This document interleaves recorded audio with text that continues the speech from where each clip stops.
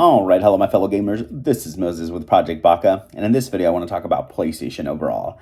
Now, this does have to relate to the news that recently came out with all the drama of them not making physical games anymore, and I want to put my input on that just because I do have friends in the industry, and I also know people that work for Sony. So I won't be naming names, but I'm just going to be saying pretty much things of what went on with our conversation. So I also went to my local retro game store, and the reason this came up was because I purchased a wonderful, beautiful blue PlayStation Vita. This is the original 1000 model, the heavier, bulkier one. And again, it was for $100, so I decided to get it. They also had Resident Evil 2 Revelations, which I have never played. This is the only Resident Evil game I haven't played. And they had it for about $30, $40, something like that. So I ended up getting it. And yeah, so paid a good price, pretty much $145 or something with taxes and everything for these two wonderful consoles, or the wonderful console and great game. Which again, I'm saying it's a great game, but I haven't even played it yet. So, but I've heard of it. So, and enough of this insane blabber. Let's get to the PlayStation drama. Now, people have been dramatizing over this whole PlayStation thing, and yeah, I agree with it. Now, is it going to change? I've seen some videos online, people talking about like, yeah, probably PlayStation is going to pull back from that and things like that. They're not. Okay, that's one thing that I do want to likely assure, because again, talking to people that actually work for Sony and things like that, they're not. They're going to revolutionize the industry. Not revolutionize, I'd say they're going to change the industry. They're going to be the head of changing gaming. So yes, you're going to stick with that. They will be closing the PlayStation Vita store and PlayStation 3 store. They don't invest anything in there anymore. It's just a waste of money for them to have it on. Because, again, they haven't even updated anything. People aren't really doing anything there. So, whatever. They're going to do that. Now, what's going on there with Sony? Are they actually going to get rid of physical games? Yes, they are. Are they going to push for it? Yes, they are. From my understanding, they're upset that they're not making money from me purchasing something like this or me purchasing something like this because it's already been sold, and they feel that they don't get the money that they deserve. I'm not sure the way it was kind of said to me, but they're upset that games that are old, they're not making profit out of that, and that's their big thing, that a game like the original Resident Evil is still selling for 50 complete in box, 100 plus or whatever, something like that, and they're not making money out of that. They're upset that they're selling for more than it did back then and stuff like that. And again, they're just upset that they're not profiting from the whole reselling world. So yes, they are being very greedy. Yes, they are. That's simple and clear. They're being a very greedy company. So that's why they're gonna pretty much go all digital. And like that, they have full control of the games that are going to be produced from now to the future. Unless these games are being taken out physical copies in Xbox, which Xbox, again, they're pretty much a licensed disc. And the way the Switch 2 is going with those key cards, pretty much it's kind of becoming the same thing. Their excuse is saying that the data is not there.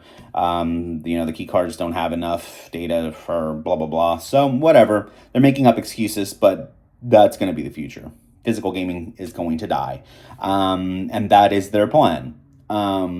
So they know that they're going to suffer early on, because people like us that have been doing gaming for a long time, they kind of want to get rid of us to an extent, and they want to breed the new generation, with just, not having physical copies, pretty much saying it's going to be easier to have, a system that you can easily just get, play, and have a bunch of games in it. Kind of like, when you mod a system. But from my understanding is that they're trying to create a new handheld that's going to compete with the Switch 2, and it's going to compete with the Steam Deck, things like that. They want to enter that world to kind of dominate it, and force that change.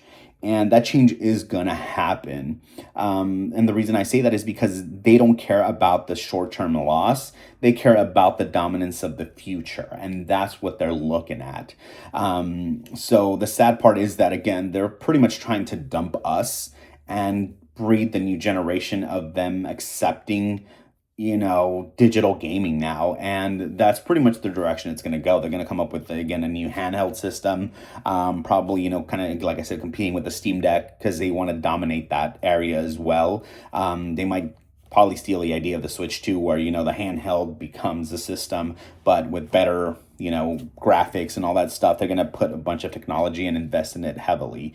Because, again, they'll invest in the early technology like this to get new people to, again, revolutionize what the future is going to be. And like that, 20 years from now, they're not going to care for games like this. There's going to be a big difference, unless, for me, like, I'm trying to raise my kids, right? And trying to build a collection so they can play and love these games and not get into that new world of gaming. Not everybody's going to be like that. So, again, they're trying to breed that new generation. They will be paying these companies, I'm pretty sure, companies that I personally worked for when I reviewed video games, to bump up these pretty much propaganda, pay for propaganda so these systems can do well.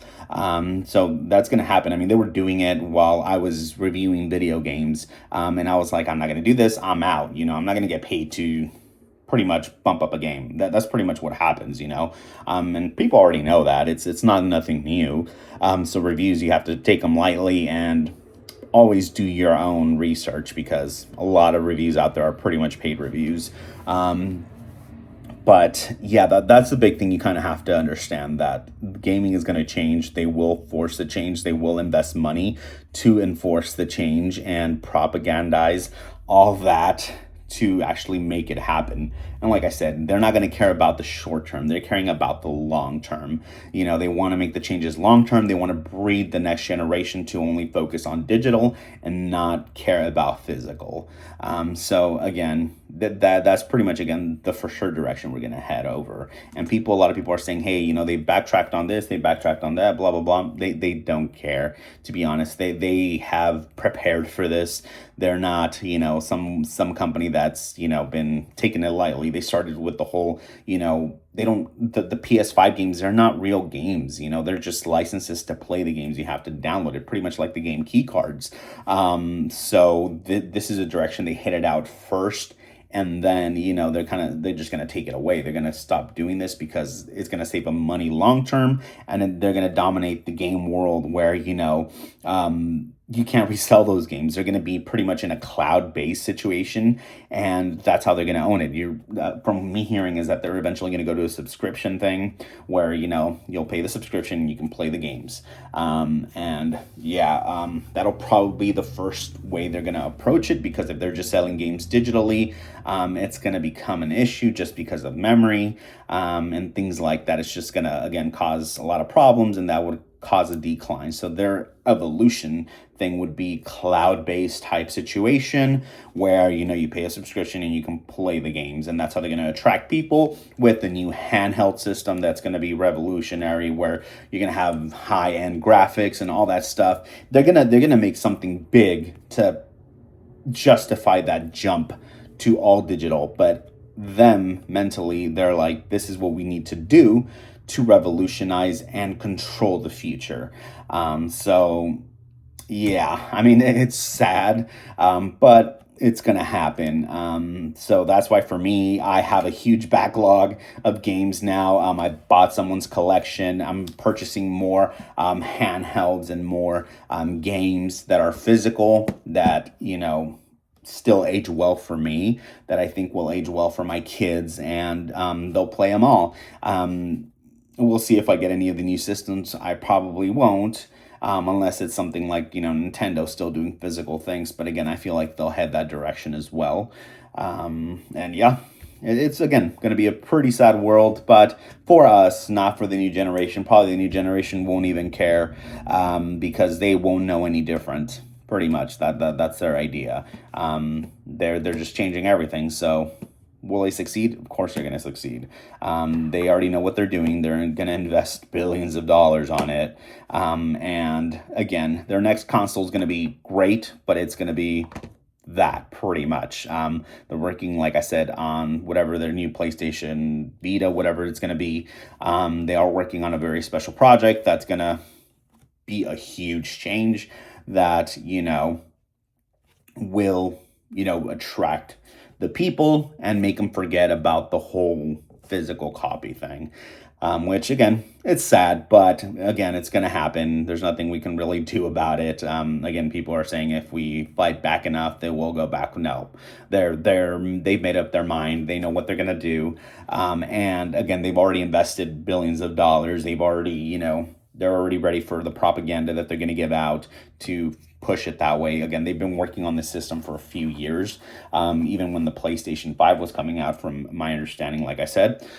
They've been working on this new system, and they already know what they've been wanting to do for years now. So this is nothing new. This is something they prepared for. This is something that they know that they're probably going to take a hit early on with our generation, but that's who they're trying to get rid of. Our generation, with the physical copies, with the reselling, with all this stuff, and bring in that new generation, and kind of take over for that future. And like that, they have the whole future to kind of dominate instead of, this. So yeah, if you liked what I talked about, if you disagree with some things, yeah, that's okay. But I do, like I said, have friends that work with Sony, friends that work in the industry. I've been in the industry before, and some, like most of these things, yeah, they're pretty much facts. So if anything does change, I'd be excited for it to change. Physical gaming has been the biggest thing that we've all enjoyed. But again, they can't control that. They can't dominate that. So they're not going to accept it, pretty much. But yeah, that's pretty much all I want to talk about. I'm really happy that I did get my PlayStation Vita, and I got Resident Evil Revelations 2. Let me know if you have a PlayStation Vita, what are games that I should get, that I should play, because I'm super excited to play the system again, and so happy that I own it, because honestly, handhelds are my thing now. It's just the easiest way to game, where you can just be anywhere and just pop it open and just start playing, which is awesome. This is what real gaming was. This was a golden age of gaming. But yeah, that's it. Thank you guys for watching. I'll see you guys next time.